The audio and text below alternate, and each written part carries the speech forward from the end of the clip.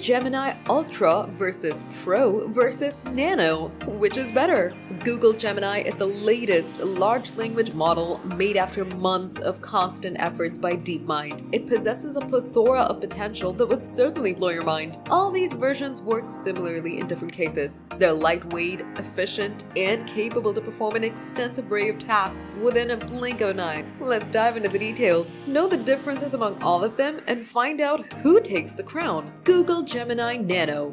Google Gemini Nano fosters a noble era with multimodal functionalities that assist in staying organized. It consists of its own two more variants that are Nano 1 and Nano 2. It helps you to be more productive, creative, and expressive at the same time, which is available worldwide. Alphabet-owned Google has collaborated with different partners for this efficient model, such as Moto Razr and Samsung Galaxy Z Fold 6 on Android. Google Gemini Nano is pioneered in the entire Pixel 9 series. Users can have a free-flowing conversation with Gemini. There will be 10 different voices to choose from, Dipper, Ursa, and perform several innovative tasks. Both of its variants are particularly customized to run directly on lower-powered hardware. Nano 1 is specified for reduced memory devices, while Nano 2 is for higher memory devices and helps in performing a variety of tasks.